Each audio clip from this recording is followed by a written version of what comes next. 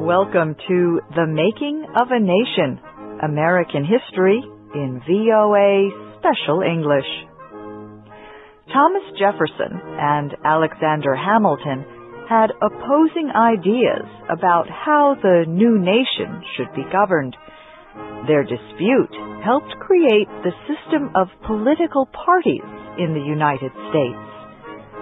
This week in our series, Maurice Joyce and Blake Lanham have more in our story of these two early American leaders.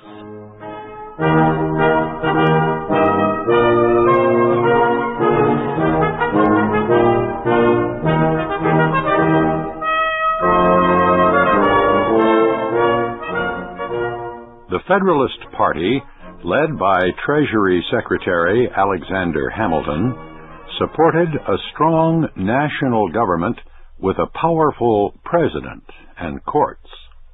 Federalists thought men of money and position should rule the country, and they did in the early 1790s. Federalists controlled the Congress. They also had great influence over the nation's first president, George Washington.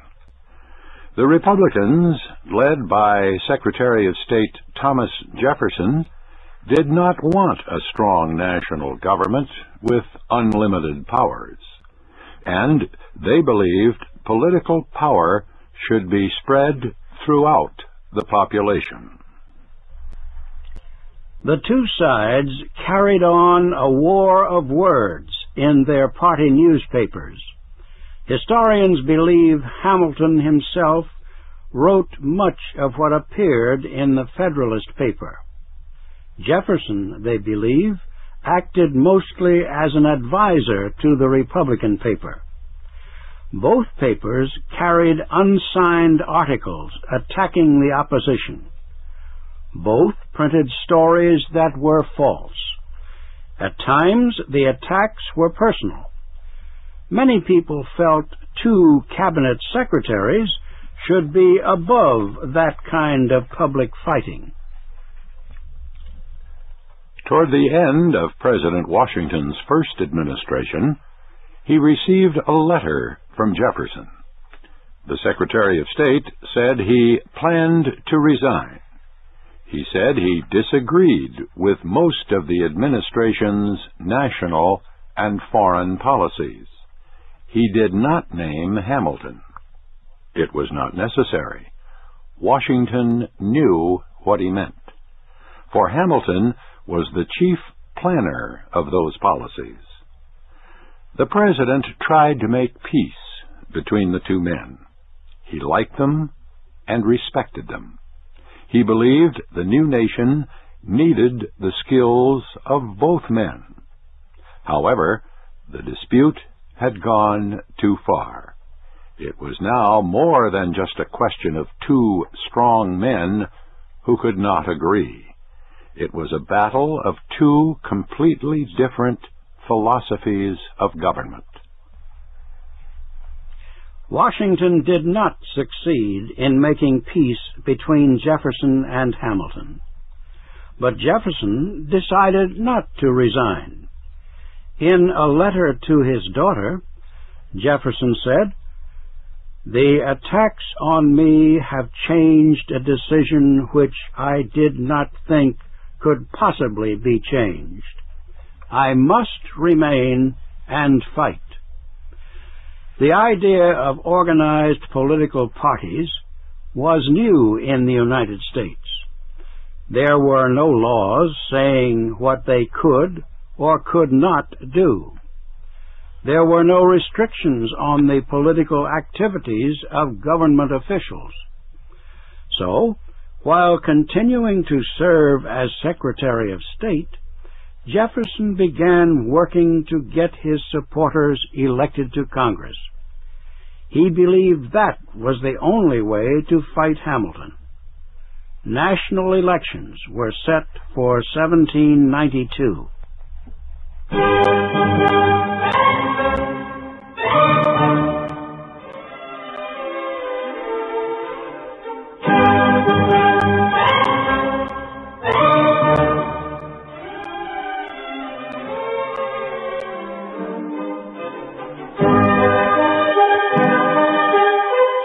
There was no dispute about the highest office.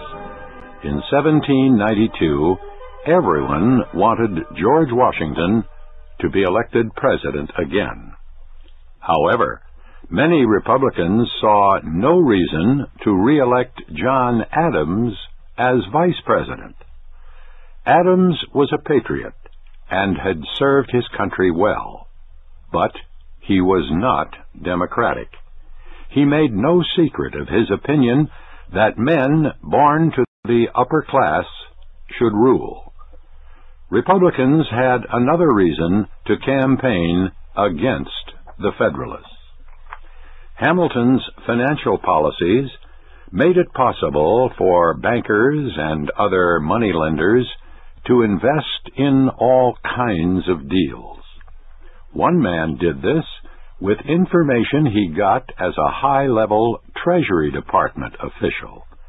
His investments turned bad, and his business failed.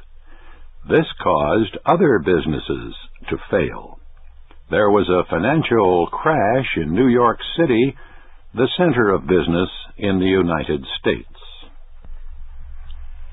The Federalists were strong in the Northeast, but the Republicans were gaining strength everywhere else.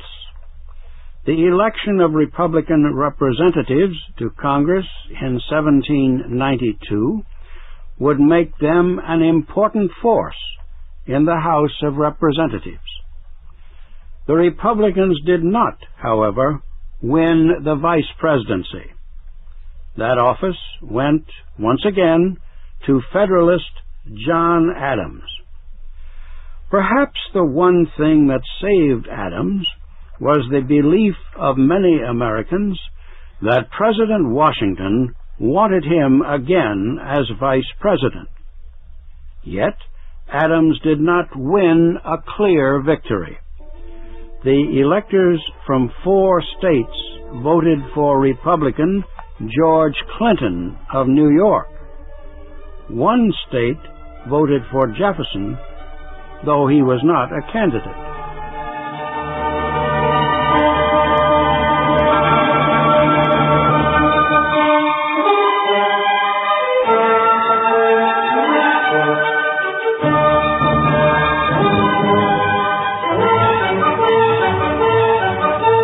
The year 1793 saw a change in Alexander Hamilton's political powers. The Republicans in the House of Representatives demanded answers to questions about his financial programs. Why did the Treasury Secretary refuse to give Congress all the facts about government plans to borrow, to lend, and to tax? For 4 years, the House had passed all the laws Hamilton asked for without being told why the laws were needed. In his opinion, that was the only way to govern. Now, the House wanted to know more. Hamilton considered the request an insult, yet he answered it. He produced 4 reports about Treasury Department activities. Republicans searched the reports for proof that Hamilton and his Federalist friends had been dishonest. They found no such proof, and they did not accuse him of taking money for himself. But they attacked him on several other issues. For example, they said Hamilton had not followed President Washington's instructions for dealing with the nation's foreign loans. They said he paid too much interest to the National Bank of the United States, and they said he did not carefully obey laws passed by Congress concerning the use of government money. Federalist members of Congress answered the accusations. They declared again and again that the Republicans had not been able to prove even one criminal act by the Treasury Secretary. The attempt to force Hamilton out of office failed. But Hamilton himself was ready to leave. He was satisfied with the work he had done. More than any other man, he had shaped the policies of the United States for the first 5 years of its existence. He was sure the young nation would continue to be governed by the political ideas he supported. Hamilton went to New York City to work as a lawyer and spend more time with his family.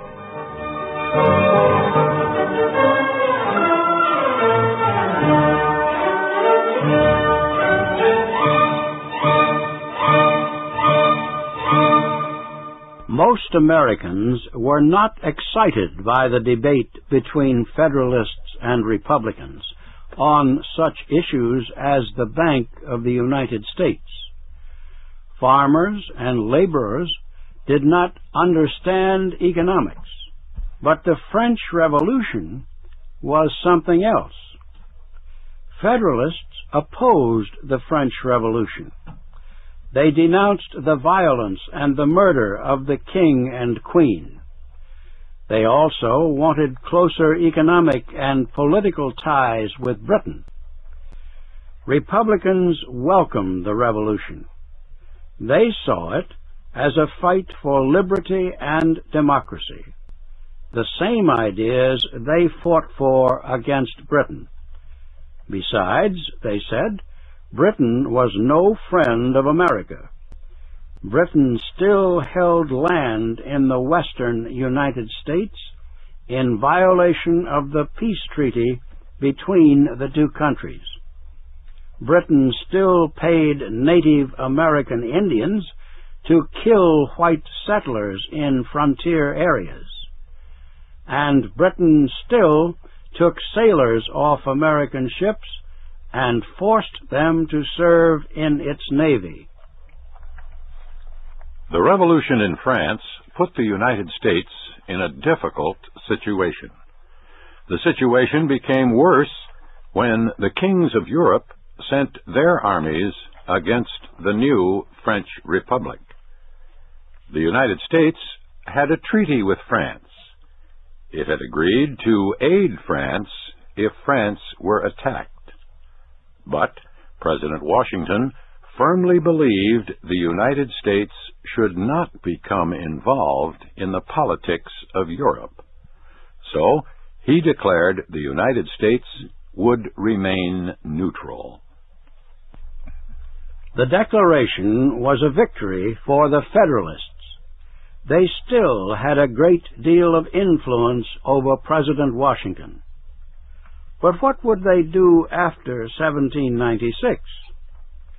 Washington's second term would come to an end that year, and he had announced he would not run again. At that time, the Constitution did not limit the number of presidential terms. Yet, George Washington felt 2 was enough. Who was the most likely candidate to succeed him? That will be our story next week.